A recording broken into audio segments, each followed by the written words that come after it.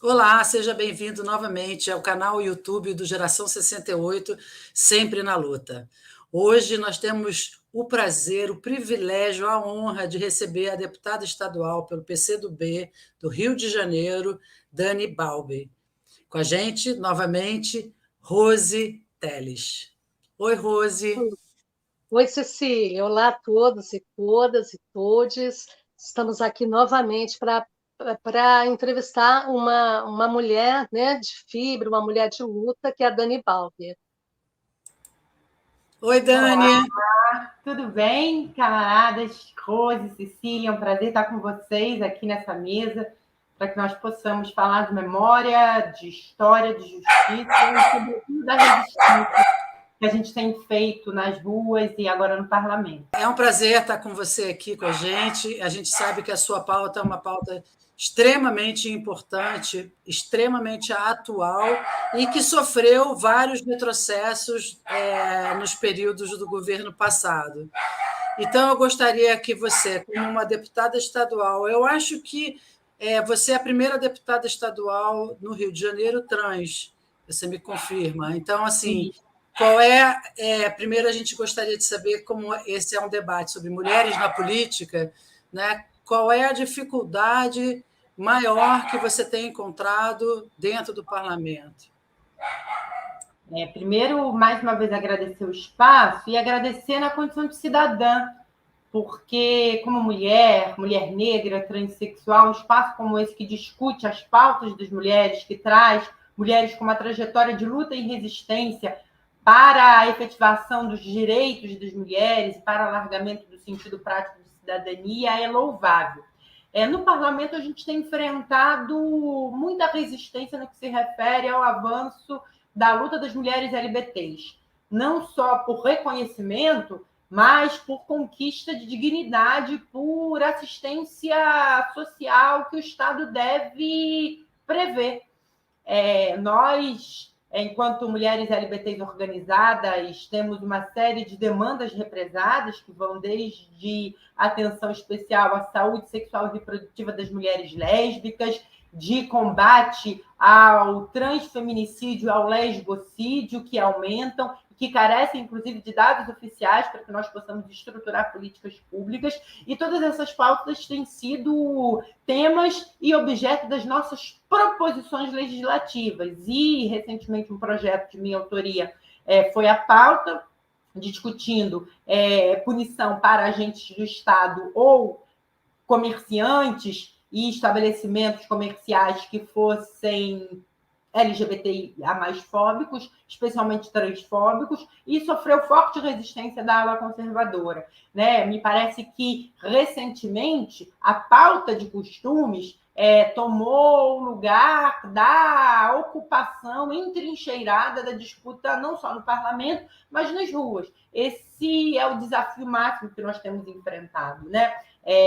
E acho que também desafios que se correlacionam com a luta das mulheres LGBTs, porque quando falamos de mulheres negras, de segurança pública para mulheres negras, ou quando apresentamos proposições no sentido de alargar o espaço que a mulher negra, pobre, da classe trabalhadora tem no mercado de trabalho formal, com iniciativas governamentais que fomentem a sua participação nesses espaços, nós também estamos falando, interseccionando ou correlacionando a luta das mulheres LGBTs que, sendo negras e pobres, oriundas da classe trabalhadora, são as que mais sofrem, porque estão mais expostas à forma violenta da LGBTfobia. Então, esse é o maior desafio que nós temos enfrentado hoje, mas, felizmente, eu acredito, porque sou esperançosa, senão não estaria na luta, que nós vamos resistir. É uma questão de tempo, é uma questão de disposição, é uma questão de trabalho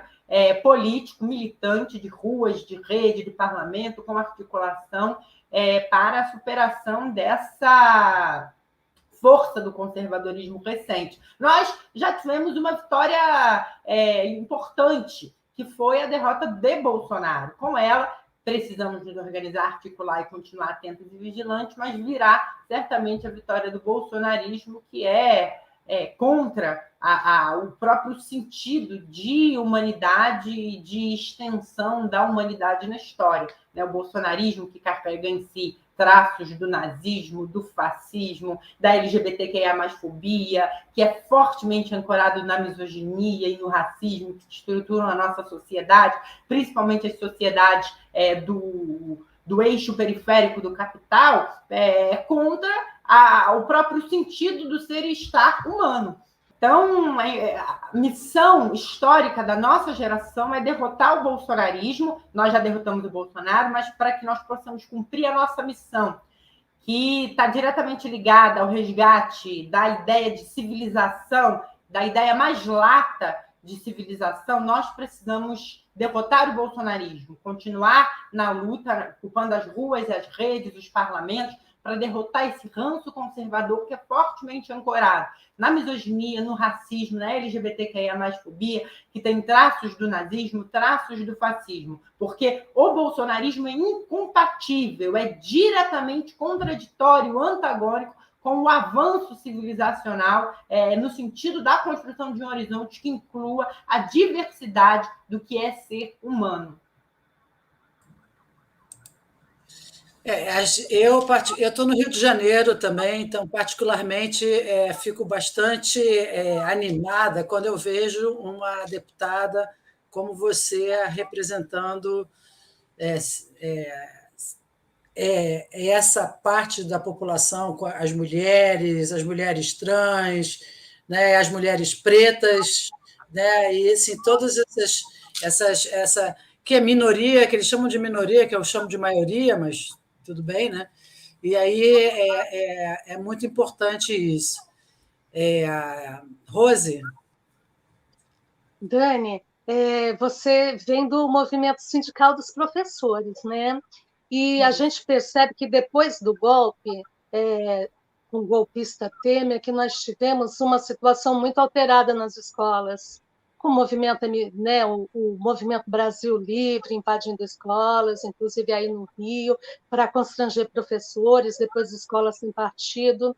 Então, eu queria que você abordasse aquele carinho que o professor tinha, né, assim, nos anos dos governos populares mesmo. Também sou professora, notei uma diferença muito grande, né, a partir dessa guerra cultural, da ascensão aí da extrema-direita. Então, eu queria saber de você, Dani, você acha que, sendo, né, uma mulher trans, uma mulher negra, periférica, dando aula em escola pública, como teria sido a sua vida esses anos do governo Bolsonaro? Acho muito pertinente a sua colocação, Rose, porque eu costumo dizer que o golpe perpetrado contra a presidenta Dilma Rousseff, ele tem algumas características que precisam ser entendidas para que nós possamos fazer um enfrentamento que, do meu ponto de vista, é um enfrentamento mais efetivo. Primeira característica que eu ressalto, que nós, do campo popular democrático, que estamos posicionados à esquerda no espectro político-ideológico, temos ressaltado e temos denunciamos, foi a característica misógina. E não é só efeito retórico denunciar a característica misógina do golpe contra a presidenta Dilma Rousseff. Dilma Rousseff, que, na minha opinião, discordando ou não dos seus posicionamentos enquanto presidenta, é uma das mulheres mais sensacionais da história da República, foi atacada por ser uma mulher firme e extremamente competente no exercício da sua função executiva. Competente no sentido de conhecimento de causa, com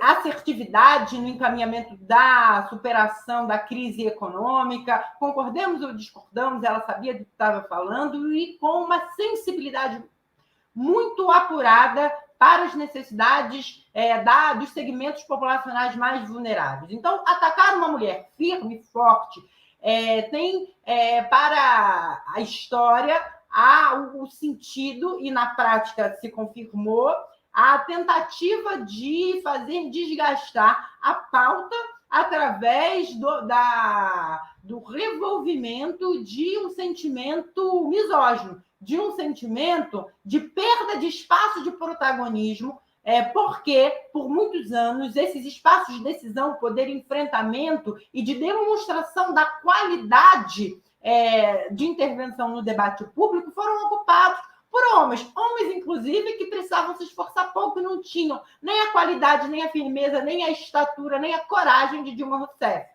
Então, revolver esse sentimento misógino, machista, ajudou a organizar também, do ponto de vista da disputa simbólica, um campo de homens, claro que todos, né, posicionados à direita no espectro político ideológico, ou quase todos, que se empenharam ativamente, direto ou indiretamente, no parlamento ou nas ruas, como massa de manobra, do desgaste da figura da presidenta Dilma. Não, seria muito diferente se o golpe fosse contra o caráter popular e democrático do governo Lula. Eu acho que esse é o primeiro aspecto. O segundo aspecto, para relacionar diretamente com o ponto que a Rose levanta sobre educação, é que o golpe ele foi uma tentativa que obteve sucesso de fazer o Brasil retroceder em pautas muito importantes, em que nós caminhávamos para a superação ou para o avanço significativo de questões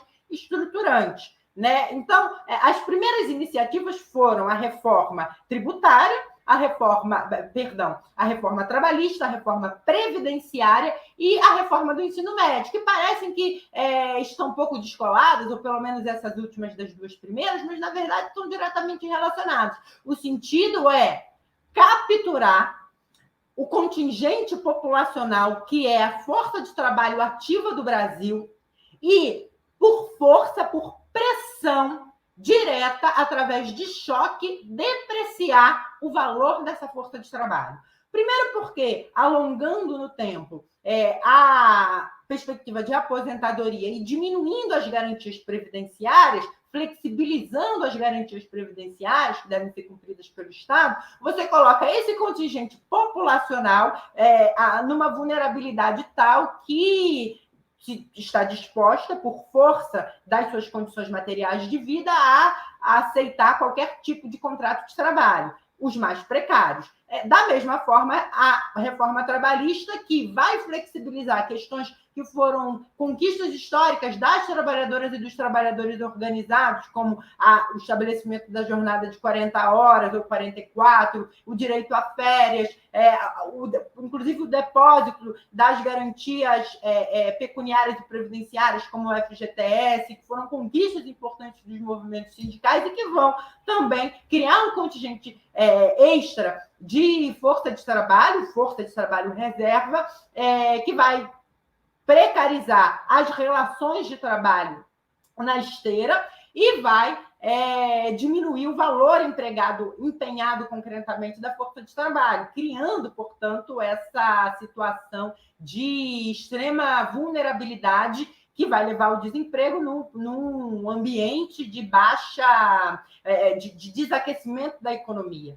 E a reforma do ensino médio vai fazer com que isso se estenda na história. E talvez a reforma do ensino médio seja a mais grave, porque vai legar uma geração inteira, sem perspectiva imediata de reversão, a uma formação sem qualidade, sem articulação com o mundo real, numa perspectiva crítica, sem, inclusive, possibilidade de disputar esses postos de trabalho mais qualificados, que vão ficar restritos para uma parcela muito significativa dos filhos da elite, que desde muito tempo detém poder político e econômico no Brasil, e vão impedir concretamente o avanço do valor médio da força de trabalho, o que é um vetor que atua para também depressão do arregimentar da luta das trabalhadoras e dos trabalhadores organizados no sindicato, que também foi objeto de reforma logo imediatamente após o golpe contra a presidenta Dilma Rousseff. Então, tudo isso cria um ambiente nacional, uma conjuntura nacional extremamente adversa para o campo popular, para aquelas e aqueles que se colocam enquanto trabalhadores e lutam pela emancipação das trabalhadoras e dos trabalhadores. Nas escolas, especificamente, o que a gente observa é que o próprio, e aí eu falo tanto da escola pública, mas também do sistema privado de ensino, né? Porque às vezes a força de trabalho docente ela está muito intercambiável. O que nós verificamos com a diminuição do investimento do Estado, através do teto de gastos, da implementação do teto de gastos, e que impacta a precarização do trabalho, inclusive de funcionárias e funcionários docentes concursados, né? E também com a flexibilização das relações trabalhistas, que vai impactar os trabalhadores que estão empregados no sistema privado, os professores começam a perceber, além, é claro, da dificuldade de se organizarem e se articularem nos sindicatos, por conta do ataque direto à organização sindical, os trabalhadores começam a perceber concretamente no seu cotidiano de trabalho um ataque direto à sua organização, à sua reivindicação por regulamentação da jornada de trabalho, a reivindicação por aumento salarial, as campanhas salariais vão perdendo força e o patronato vai tendo mais condições, inclusive, de barganhar a maior exploração, a hiperexploração do trabalho das docentes e dos docentes. Aliado a isso, a campanha ideológica de perseguição contra os professores que foram, por muito tempo, antes do golpe e no golpe, tendo o seu momento de ápice, vítimas de campanha difamatória, persecutória, vai impedindo com que nós tenhamos, ou com que nós coloquemos em prática a nossa liberdade de cátedra, liberdade de ensino garantida, enfim, por uma série de expedientes ligados às legislações que versam sobre o trabalho docente. E, aliado a isso, uma campanha que vai colocar os próprios alunos aí, influenciados por esse momento de acirramento dos ânimos, como, inclusive, diretamente orientados, às vezes, por responsáveis que têm uma finalidade de combate político-ideológico e fazem, portanto, seus alunos, os seus filhos, né, os seus tutelados como instrumento dessa luta, serem esses agentes que vão implementar na prática a perseguição contra os professores, através do incentivo de filmagens de aula ou de relato e, às vezes, até denúncia de que um determinado conteúdo está sendo orientado ideologicamente para um campo específico, né? No caso da denúncia do MBL e do Escola Sem Partido, denunciando que nós faríamos aquilo, entre aspas, doutrinação ideológica, marxista, quando nós vamos só tocar nos pontos estruturais, por exemplo, da sociedade brasileira, trazer a contextualização histórica. No meu caso, como professora de literatura, preciso falar das diversas formas de se manifestar o amor, preciso falar dos momentos históricos e políticos e das lutas que são o dínamo da sociedade, que vão determinar a mudança de uma determinada escola literária, um estilo de época preciso. E tudo isso virou objeto de contestação, porque, na verdade, a Escola Sem Partido, entre aspas, era, e aí, para encerrar, a tentativa de fazer com que os alunos, influenciados por esse ambiente hostil e impulsionados pela precarização do trabalho em todas as linhas e também do trabalho docente, se transformassem em instrumento de coação do livre exercício da docência para implementar o que eles chamavam de escola sem partido, mas que nós sabemos que é a escola do pensamento único. Eu queria juntar a questão da educação com uma questão também que lhe é cara, que a gente sabe, que é a questão da cultura, porque elas duas andam juntinhas. E o acesso à educação plena, né, e o acesso à cultura, o acesso à cultura, inclusive, passou por momentos muito graves no governo Bolsonaro, né, principalmente a cultura raiz, né, da história do povo brasileiro, né? Então, assim, eu queria saber o que você pensa na questão. Agora a gente está com Margareth Menezes como ministra da Cultura, uma mulher negra, né? Bem pensado, eu acho, que o Lula colocou a Margareth nesse cargo, depois do que foi, o que não foi a cultura no governo Bolsonaro. Então, eu queria que você falasse um pouco se você tem projetos específicos para o Rio de Janeiro e pensar na cultura no Brasil como um todo. Você quer...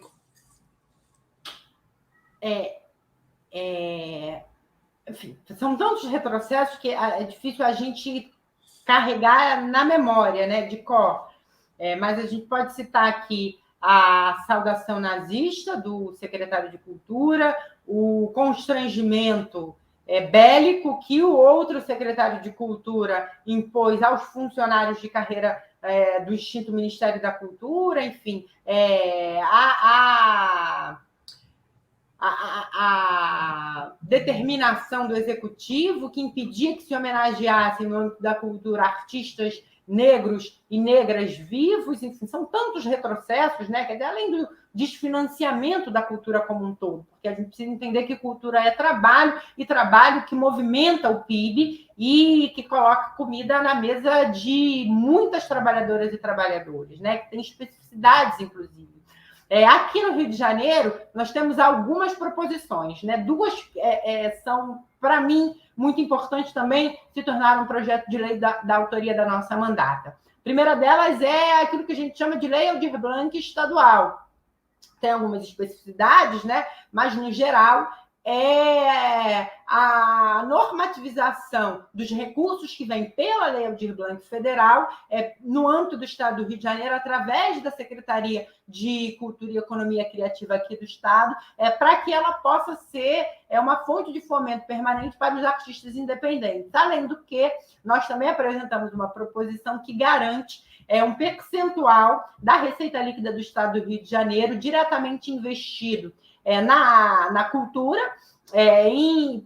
especialmente para coletivos independentes, né, dirigidos ou protagonizados por mulheres negras, mulheres LGBTs e periféricas, né? Então, a gente entende que, dessa forma, a gente garante a continuidade do financiamento para a cultura, gerando emprego, renda, movimentando as economias locais, mas também faz com que esse financiamento, pelo menos no primeiro momento, seja direcionado para aquelas e aqueles que mais precisam dele, que não têm acesso ao financiamento privado, né, porque não participam do mainstream da cultura. E, ao mesmo tempo, descentraliza o recurso, fazendo com que ele movimente economias regionais através desses artistas periféricos e possa ter um efeito multiplicador. Então, eu tenho muito carinho por essa proposição, foi uma proposição que a gente pensou com os coletivos de cultura, e eu espero que ela avance na casa, que ela prospere, porque ela muda significativamente a vida das e dos artistas, principalmente os mais vulneráveis. Eu quero perguntar para a Dani, né? Uma coisa, a gente falou de cultura, falou da educação, mas um setor também da nossa vida muito afetada com o governo Bolsonaro foi a questão da memória, né? Da memória. Nós tivemos tudo isso travado, comissão da anistia, que teve 95% dos requerimentos recusados, então uma situação assim muito grave. Aqui no estado de São Paulo, nós temos assim o Memorial da Resistência, que é a sede do antigo DOPS, que já há quase 2 décadas faz um trabalho importante de memória. O prédio do DOI-CODE também foi tombado, e também o prédio do Tribunal Militar, que é sede hoje de um grupo, né, de memória. Então, eu queria saber, Dani, dessa sua luta aí, porque realmente uma das determinações do relatório da Comissão da Verdade é que as escolas tinham que trabalhar o nunca mais. E o Bolsonaro ele sempre passou a versão, né? Ele quis negacionista da ditadura, então nós vivemos momentos em que o Exército, realmente nós tivemos um governo militar, né? No Brasil, nesses últimos anos, com a presença dos militares, e a gente percebe que você ter espaços de memória para educar as futuras gerações é muito, muito importante. Aí eu queria falar sobre a situação do Rio, né, em que existe essa demanda para tornar a Casa da Morte em Petrópolis e também a sede do DOPS na capital espaços de memória. Eu queria saber como que está essa luta aí. Eu sou do Partido Comunista do Brasil, um dos partidos que mais sofreu com a ditadura, né? Nós fomos os primeiros a organizar alguma forma de resistência armada à ditadura, baseada no nosso entendimento do que seria o foquismo, preparando, inclusive, uma resistência ao caráter antipopular e antidemocrático do governo Castelo Branco, que se seguiu com os outros presidentes não eleitos, ditadores, é importante que se diga, e a questão da memória faz parte da formação de todas e todos os militantes do Partido Comunista do Brasil. Inclusive, esse foi um dos aspectos que me fez me filiar ao Partido Comunista, né? Essa relação íntima com as e os resistentes que entregaram as suas vidas em defesa dessa frágil democracia da qual nós hoje gozamos, né, com as suas extremas fragilidades, tanto que em 2018 nós elegemos um presidente que reivindica o legado dos ditadores, dos torturadores. Um presidente que, ao que tudo indica, participou dos atos de sediciamento, de violação dos direitos humanos de uma série de jovens, de mulheres, de pessoas que levantaram a voz e que deram a vida em defesa da democracia. Isso não é menor. Esse não é um fato corriqueiro, não é um fato que nós podemos ignorar quando fizermos o balanço detido das conquistas democráticas recentes, do Estado Democrático de Direitos, que, por força da resistência e da memória das nossas e dos nossos camaradas, nós conseguimos recuperar, inclusive para avaliar as suas fragilidades. Quando um filhote da ditadura, eleito pelo voto popular, vai ao Congresso Nacional reivindicar a memória de um dos maiores torturadores, de um crápula, de uma figura execrável condenada por um tribunal internacional, entregando seu voto para a consolidação de um golpe, e ele não sai daquele plenário algemado, nós falhamos como sociedade. Nós falhamos na colunação desse nosso projeto frágil recente de democracia. Tanto é que esta mesma figura, alguns anos depois, se elege presidente da República.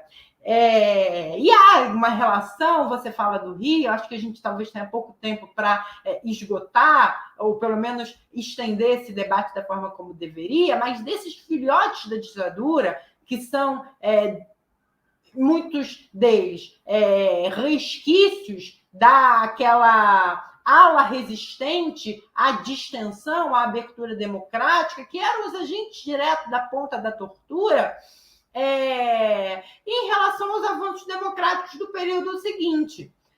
Inclusive, há uma relação íntima entre esses agentes estatais que, de certa maneira, ficaram sem lugar, sem prestígio, sem poder, ou pelo menos relativamente, com o estabelecimento de uma estrutura paralela de poder e domínio territorial que vai se relacionar de forma promíscua com os aparelhos do Estado de repressão, que ainda permanecem, alguns diretamente ligados a algumas polícias, como a Polícia Militar, que é obra e fruto da mesma ditadura, e a milicianização, a cartelização da vida e dos territórios aqui no estado do Rio de Janeiro. Há que se fazer uma investigação profunda da relação entre os descontentes atores dos porões da ditadura militar e o estabelecimento das milícias no estado do Rio de Janeiro. Uma relação mais profunda que nós não temos tempo aqui de esgotar, ou pelo menos de esmiuçar da maneira como deveríamos. Então, é muito importante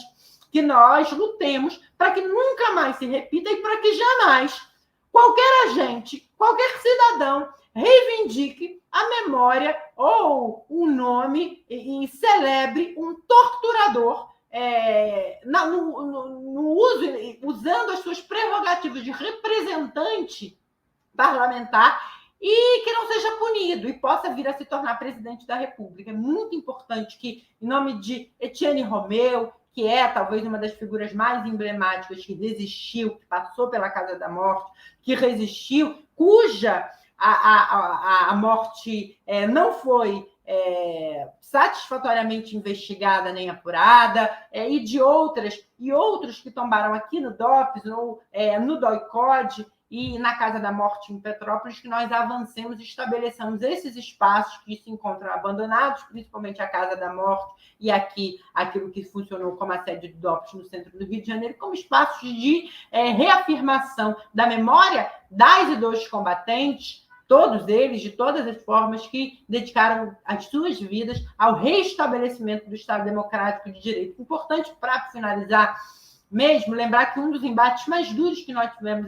nesses 2 meses e meio de legislatura foi contra um deputado que queria entregar, pasmem vocês, uma medalha de promoção da paz ao batalhão, o primeiro batalhão de polícia do Exército aqui do estado do Rio de Janeiro, onde funcionou o DOI-CODE, e queria que isso passasse incólume ao plenário do parlamento, lugar onde foram torturados, inclusive, agentes de Estado, deputados estaduais, que foram caçados, perseguidos, mortos e torturados naquele lugar. Esse foi um embate duro, onde a esquerda se uniu e conseguiu pautar, inclusive, a retirada do projeto de pauta.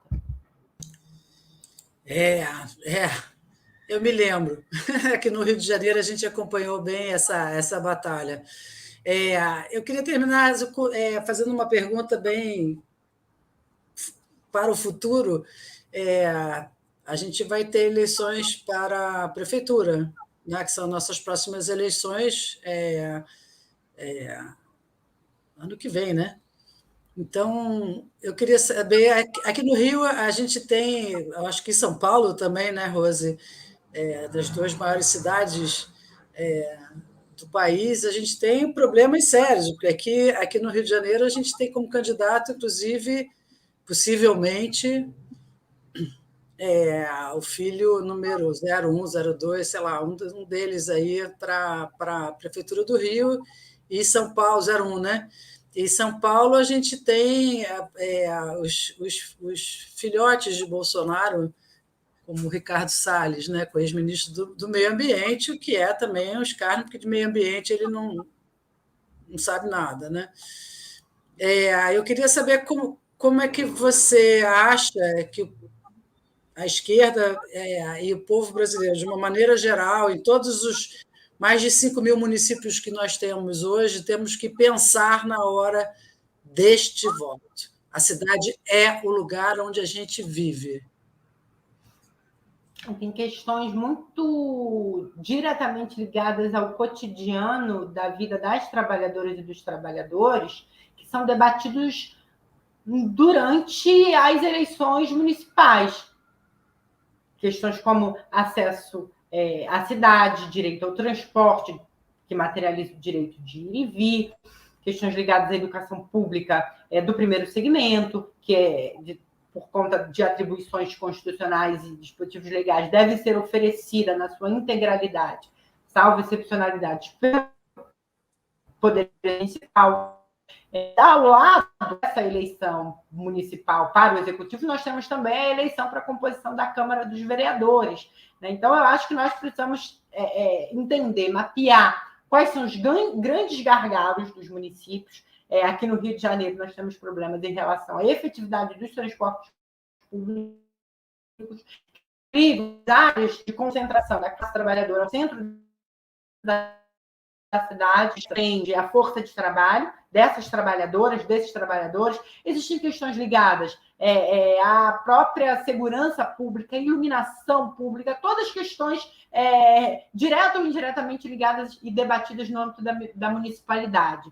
Né? E acho que a gente precisa pensar alguma coisa que possa fazer com que os municípios retomem o seu papel de entregar imediatamente na ponta políticas eficazes de assistência à saúde, à educação, e fortalecimento, portanto, dos quadros efetivos dos municípios, o que nós vivemos aqui no Rio de Janeiro, na época do Crivella, mas que não se reverteu completamente, foi o desmonte da assistência pública, da administração pública, por conta de demissões, por conta de não convocação de novos concursos. Então, eu acho que a gente precisa ter um olhar para o debate municipal que entenda que o fortalecimento do Estado, no sentido do cumprimento das necessidades, das demandas da classe trabalhadora, é fundamental. E aqui no Rio de Janeiro, a gente não pode deixar de falar do tema da segurança pública. Ainda que a segurança pública diretamente não seja atribuição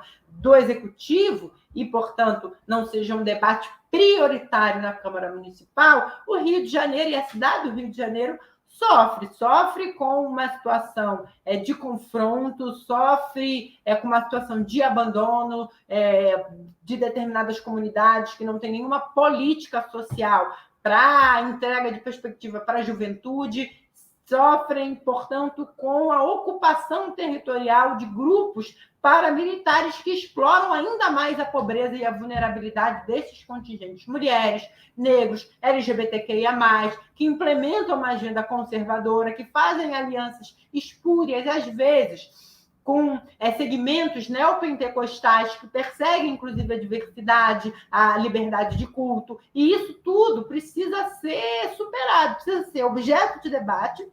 E a candidatura do campo popular precisa ter compromisso com o enfrentamento dessa realidade.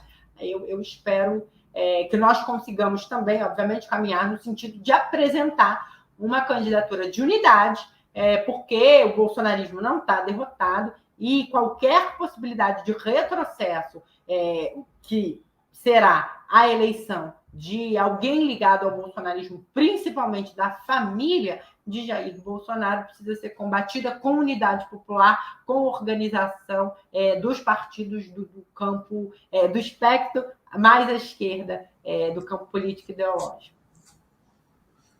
Nossa, muito bom, Dani. Rose, você tem mais alguma pergunta para fazer para a Dani? Eu queria agradecer muito a Dani. Acho que ela coloca aí muitas observações importantes para o campo aí da esquerda progressista. As eleições do ano que vem, elas vão ser fundamentais. A gente já tem que... Nós já estamos em luta, né, para garantir que aquelas conquistas que nós estamos obtendo com a eleição do Lula, apesar de ter sido em frente ampla, nós estamos obtendo e nós temos que segurá-las no campo municipal. Queria agradecer muito, Dani, foi muito prazer te conhecer e conhecer a sua luta, né, que é a nossa luta, a luta do povo brasileiro. Parabéns. Muito obrigada, Dani, super obrigada. Foi um prazer, realmente um privilégio ter você, deputada estadual aqui do Rio de Janeiro, ter dado o seu tempo para falar com o pessoal do Geração 68 aqui no nosso canal do YouTube, tá?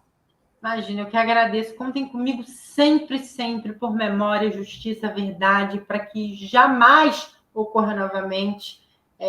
Enfim, eu tenho, como eu disse, acho que pela formação comunista, um respeito muito grande, a honra de participar, de certa forma, da luta da geração que me antecedeu é enorme. Obrigada pelo convite.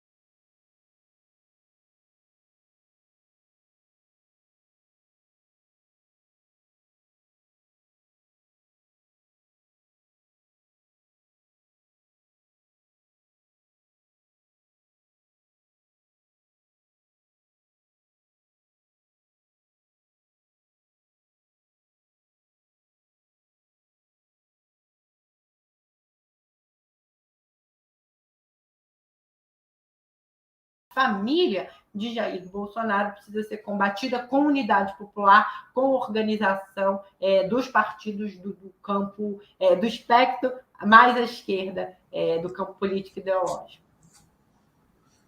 Nossa, muito bom, Dani. Rose, você tem mais alguma pergunta para fazer para a Dani? Eu queria agradecer muito a Dani.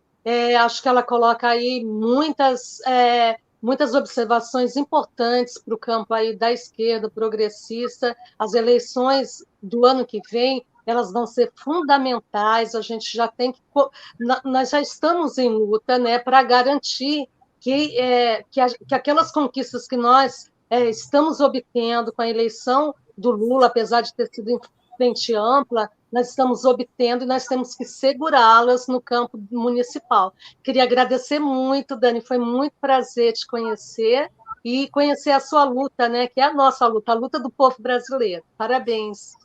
Muito obrigada, Dani, super obrigada. Foi um prazer, realmente um privilégio ter você, deputada estadual aqui do Rio de Janeiro, ter dado o seu tempo para falar com o pessoal do Geração 68 aqui no nosso canal do YouTube, tá? Imagina, eu que agradeço. Contem comigo sempre, sempre, por memória, justiça, verdade, para que jamais ocorra novamente. Enfim, eu tenho, como eu disse, acho que pela formação comunista, um respeito muito grande, a honra de participar, de certa forma, da luta da geração que me antecedeu é enorme. Obrigada pelo convite. A gente agradece, assista o nosso programa e comente. Vai deixar. Beijo, vou lá que eu vou ver mamãe. Beijo.